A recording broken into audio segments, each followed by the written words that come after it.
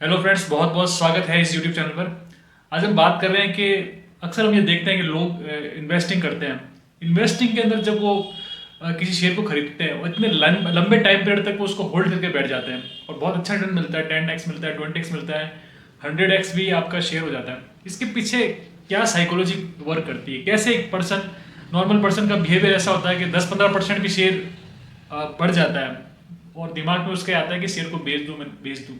लेकिन इतने लंबे टाइम तक उसको होल्ड कर पाना, इसके पीछे क्या रणनीति है दोस्तों? इसके पीछे स्ट्रेटेजी के साथ में आपका एक साइकोलॉजिकल बिहेवियर है। उसको दोनों को अगर आप मैनेज कर लो तो आप भी ये चीज़ कर सकते हैं। इसमें कोई बड़ी बात नहीं है। तो इस वीडियो में आपको ये चीज़ बताऊंगा कि किस टाइप से ये चीज़ हो जाती है। दोस्तों, अगर कोई शेयर है, 100 रुपये का वो शेयर है, नॉर्मल पर्सन की टेंडेंसी क्या होती है, साइकोलॉजी क्या होती है? शेयर जब सस्ता होता है, 90 रुपये हो गया तो वो और एवरेज करता है और लेता है, 80 हो गया तो और लेता है। कई बार ऐसा होता है कि वो शेयर में फंस जाता है और शेयर 4-5 साल तक नहीं बढ़ता है और उसको उसमें कोई प्रॉफिट तो मिलता ही नहीं है, इवन पैसा उसका स्टक हो जाता है। लेकिन जब शेयर बढ़ता है, 100 रुपये का शेयर जब 105 होता है, 110 होता है, तो सबसे जल्दी उसको बेचने की रहती है कि इसमें बेच के मैं प्रॉफिट कमाऊँ। ये नॉर्मल लोगों का बिहेवियर रहता है। लेकिन इन्वेस्टिंग की इस जो साइकोलॉजी की मैं बात कर रहा हूँ, इसमें आपको किस टाइप से रहना है और कैसे लोगों ने पैसा बनाया है, वो ये है कि जब आपका शेयर बढ़ता है 10%, 15%, 100 रुपये का शेयर अगर 110 हो गया, 115 हो गया, 120 हो गया, आपको अपना माइंडसेट ये लेके चलना है कि इसमें मुझे कोई प्रॉफिट नहीं हुआ है। 100 रुपये का शेयर अगर 120 रुपये हो गया, आपको ये सोचना है कि मुझे कुछ नहीं मिला है, ये वापस 100 पे आ जाएगा, कोई दिक्कत नहीं है, इसमें मुझे कुछ नहीं मिलना है। और उस शेयर में होता ही ऐसे है कि वो 120 का फिर वो 108 पे आता है, 110 पे आता है और फिर वापस एक लंबा जंप मारता है, वो 130, 135 पे जाता है। अब पहले जहाँ पे आपका प्रॉफिट 20% का था, अब प्रॉफिट बढ़ के लगभग 30-35% हो गया। अब दिमाग में आता है क्या मैं अब इसको बेच दूं? आपको नहीं बेचना है। आपको अपना माइंडसेट ये रखना है कि मुझे नॉर्मल जैसे बैंक एफडी पर अगर आपको इंटरेस्ट मिलता है 7%, 8%, यहाँ पर आपको सिर्फ कुछ ही दिनों के अंदर, या हो सकता है 1-2 महीने हुए, आपको 35% का रिटर्न मिल रहा है, तो भी आपको उसको बुक नहीं करना है। आपको अपने माइंडसेट में ये चीज़ लेके आनी है कि इस पे मेरे को बैंक एफडी में 7% मिलता है, इसमें मेरे को 10% भी रिटर्न मिल गया तो बहुत है। अब 135 रुपये का जो शेयर है, अब वो जब तक 110 तक नहीं आया, आपको उसको किसी हालत में बेचना नहीं है। आपने तो अपना प्रॉफिट माइंड के अंदर फिक्स कर लिया, अभी मुझे इतना प्रॉफिट मिल गया बहुत है। आपका जो रियलिस्टिक प्रॉफिट है और जो एक इमेजनरी प्रॉफिट है, दोनों को साथ में लेके चलना है। जो रियल प्रॉफिट है उसको बहुत कम रखना है और इमेजनरी प्रॉफिट है जो वो कितना भी जा सकता है, उस पर अभी चर्चा नहीं करनी, उसके बारे में ज़्यादा सोचना नहीं है।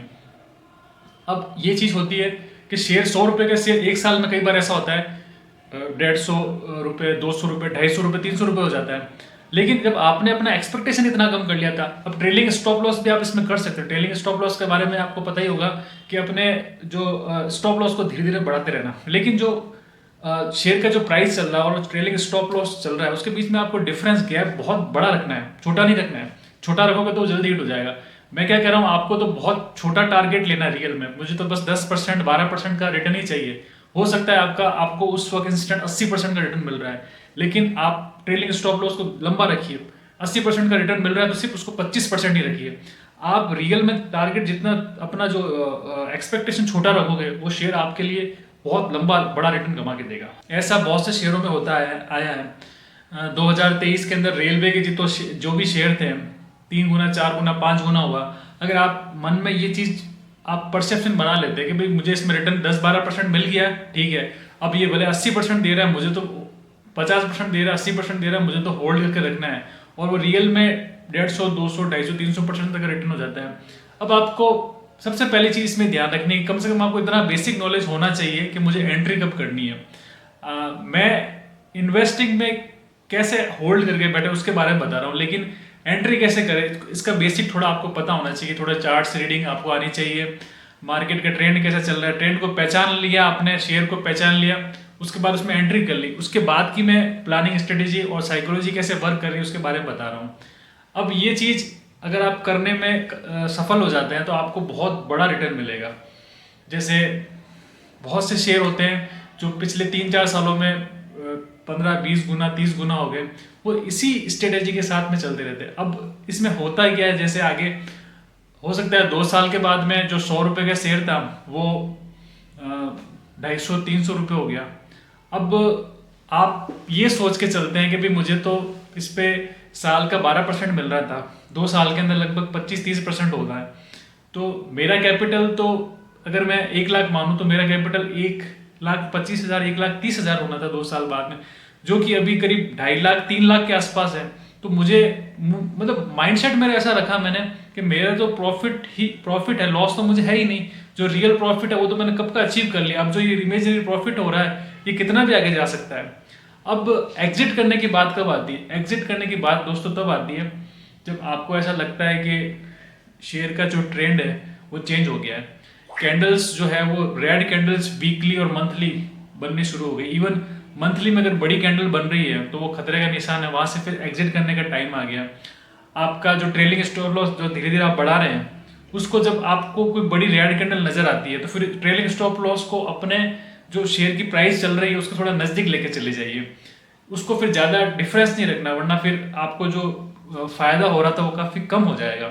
इसलिए कोशिश ये करनी है कि जब बड़े रेड कैंडल बनने शुरू हो जाए, जब मार्केट का ट्रेंड अगेंस्ट में होना शुरू हो जाए, चेंज होना शुरू हो जाए, उस वक्त ट्रेलिंग स्टॉप लॉस को शेयर की प्राइस के नजदीक रखते हुए वहां से अगर वो हिट भी कर जाता है तो वहां से आप निकल जाइए, ताकि एक अच्छा खासा प्रॉफिट लेकर आप बाहर निकल सके। दोस्तों होप करता हूँ ये इन्वेस्टिंग की जो साइकोलॉजी है, ये स्ट्रेटेजी आपको समझ में आएगी और ये आपको बहुत फायदा पहुंचाएगी लॉन्ग टर्म में अगर आप शेयर को रखते हैं।